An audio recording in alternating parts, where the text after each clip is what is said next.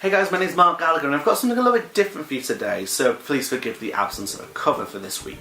I'd like to spend some time talking about my piece of crap ukulele. This is a Boulder Creek Riptide it's a concert in mahogany, and I quite like the ukulele for the story that it has, and I'd like to spend some time talking about it. But before I talk about the ukulele, I'd like to introduce you guys to Zahra Lowzley. Zahra Lowzley is a Scottish ukulele player of a virtuosic flamenco style based up in Edinburgh, where she makes most of her money through busking. Zahra Lowzley, I first became acquainted with her during the Nukefest 2014. This was a charity festival up in Renbury, near my hometown of Nantwich, and this gothic, imposing player came from out of nowhere and then she did this.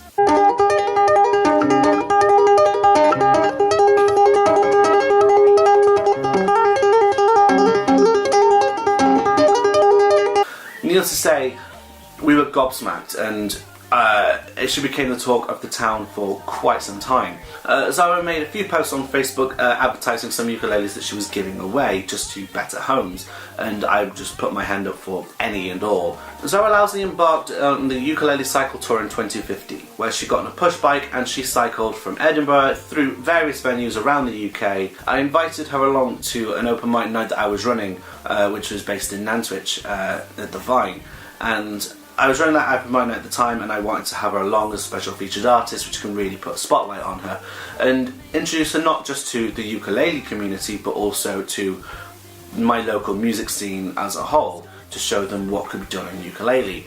At that gig she did this.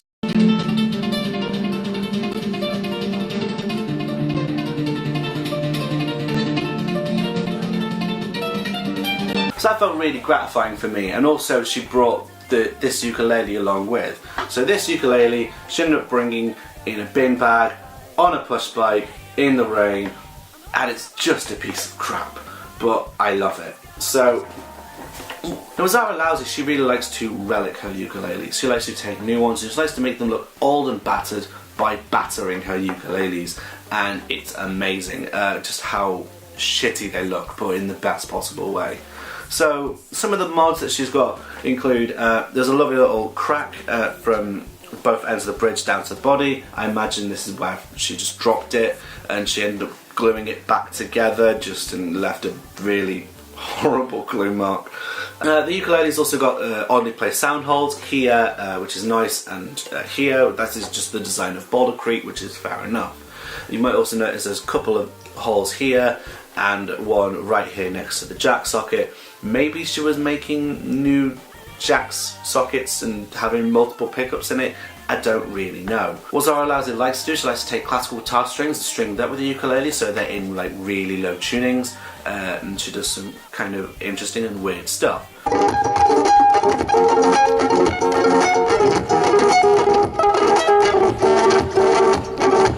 One thing she also did was she took off a few of the frets on the top of from the 13 onwards, so 13th is the highest that you can go as opposed to your standard 17-ish.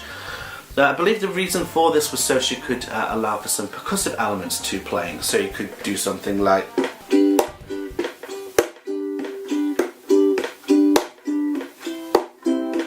so the element here is, you know, just it creates a large slab of wood which enables an easy hit as opposed to in between a bunch of pieces of metal in between. And fair enough, it's just what she chose.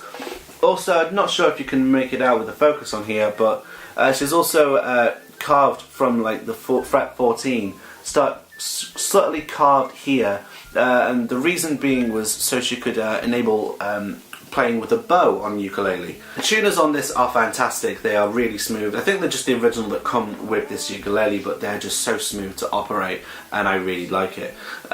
This uke needed a preamp when I got it, so I ended up going to Sneaky Jake's custom amplification in Crewe. It's sadly now shut down, but I got a Bellcat UK300T preamp, which is the same preamp you'll get on Carla concert ukuleles, which I knew this because I had a Carla concert ukulele which had the exact same preamp. The preamp's rather simple enough, it just has a bass, treble and a main volume. The bass gives you a boost of 100 Hz up to 15 dB I believe, and the treble gives you a boost of up to a boost or cut of plus or minus 12 kilohertz, I believe, and also got an onboard tuner, and it's nice. So I took this ukulele, which at the time just had some shitty classical guitar strings on it, and I restrung it with some Living Water low G's for concert, and away I went. And with the preamp, well, firstly, with it, the solid mahogany, it's gone.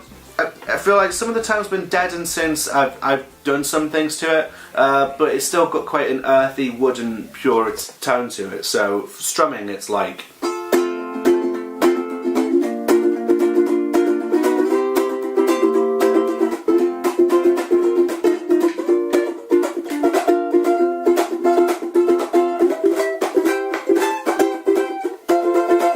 I was slightly out of tune because I've got some new strings recently, and I'm still just trying to get them to sort of settle. And I think this ukulele is absolutely fantastic. With the preamp, it does wonders. I often have the bass boosted all the way because I do some deep percussion stuff, and also I sort of do like an 80% boost with the treble, and it has such a sizzle, such a sticky, snappy quality to it, which I love, and it sounds something like this.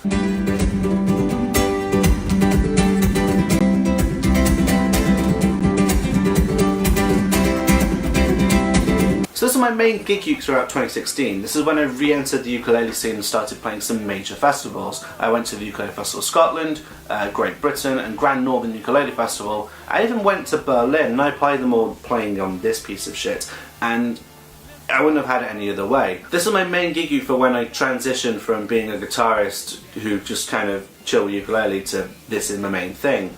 And it was my main instrument for a good while. The piece of crap uke kind of met a sad end. I was doing a gig in Nantwich and I dropped it, and as I did, I reopened a couple of the cracks here, and it really knocked the intonation for 6. And for me, intonation, the ukulele staying in tune up the fretboard, that's like super paramount to me.